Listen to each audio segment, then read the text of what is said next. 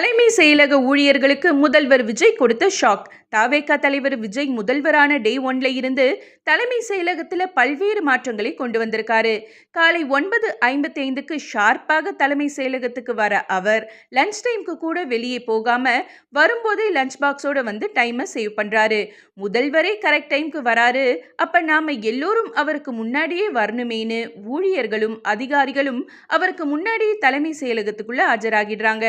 ஆனாலும் அதுல திருப்தி அடையாத முதல்வர் விஜய் அவர்களுடைய அட்டெண்டன்ஸை நோட் பண்ற வகையில மேனுவலாக இருந்த அட்டெண்டன்ஸை பயோமெட்ரிக் ஆக்கியிருக்காரு. அதுவும் ஃபேஸ் ஐடென்டிஃபிகேஷனோட.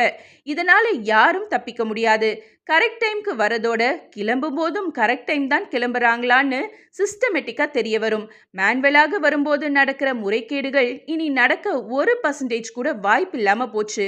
மேலும் தலைமைச் செயலக ஊழியர்கள் அதிகாரிகள் எல்லோர்கிட்டையும் மக்கள் குறைகள் உடனடியாக தீர்க்கப்படுதா, என்னவெல்லாம் செய்யலாம்னு கூட எந்தவித ஈகோவும் இல்லாம ஆலோசனை நடத்துறாராம் முதல்வர் விஜய்.